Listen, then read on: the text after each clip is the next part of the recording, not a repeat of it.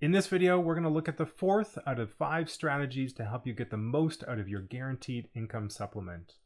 Now, guaranteed income supplement, it's affected by any sort of taxable income, and after age 72, RRIF withdrawals produce taxable income every year. So after age 72, you have to convert your RRSP to a RRIF, and you have to start making minimum RRIF withdrawals.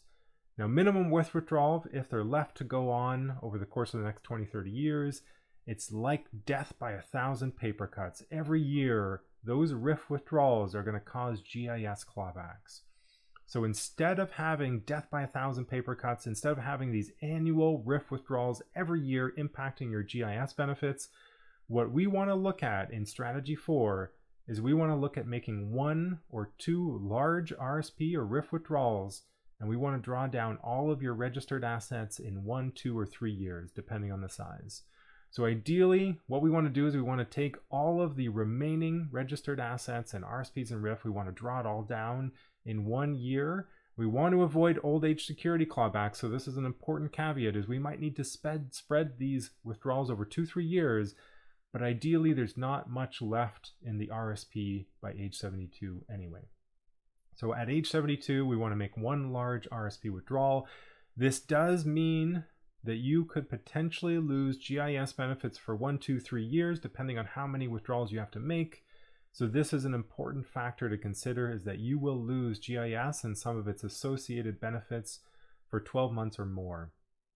But the benefit is that you will no longer have those death by 1,000 paper cuts minimum withdrawals from the RRIF every year impacting your GIS benefits throughout the rest of retirement.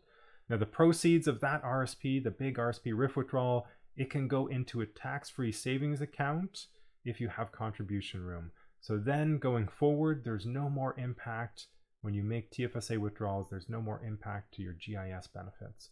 Let's take a look at how this strategy could be executed with a case study. Now, the fourth scenario that we want to look at is we want to look at how to withdraw any remaining RRSP registered assets. Could be in a RRIF, a locked-in retirement account, a LIRA, or a LIF, a life income fund. We want to look at how do we draw down any remaining registered assets at age 72. So after age 72, any sort of registered assets, they do cause small minimum RRIF or LIF withdrawals every year, and we can see it here in the previous scenario.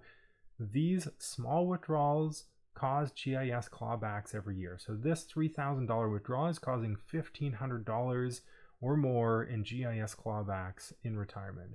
We want to avoid that. This is like death by 1,000 paper cuts. We want to avoid that, and we want to rip off the Band-Aid all at once. So I'm going to flip here to scenario 4, and I'm going to show you how we withdraw the entire amount in 1 year.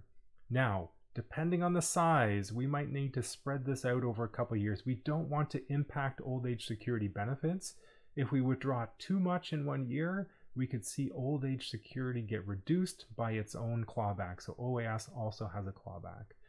In this case, we're withdrawing $60,000, so that's below the old age security clawback threshold.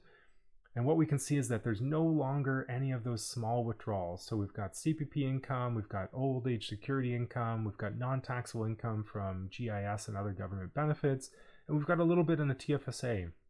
And what we're doing is we're drawing down the entire RRSP balance in 1 year, and we're putting that into the TFSA. So we built up the RRSP over the previous years using RRSP contributions strategically to maximize GIS benefits. But at age 72, we want to withdraw that entire amount all at once because we don't want those minimum withdrawal every year. And we're going to put the proceeds in the TFSA. So by that point, the TFSA has gotten quite large, and then we can draw that down over the rest of retirement.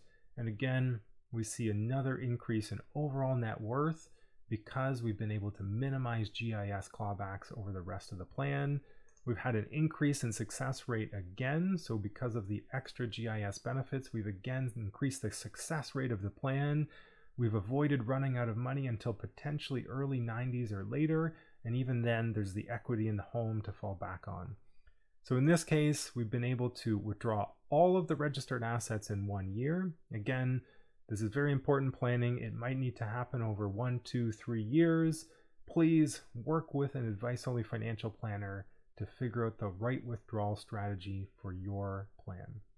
Now in this case, we've withdrawn it all in 1 year, and we've avoided those GIS clawbacks, getting back up to the $9,400 a year, the maximum we can get in this case. So again, thanks for watching. We've got one more video coming out on how to maximize GIS benefits in retirement. So don't forget to like and subscribe. And again, thank you for watching.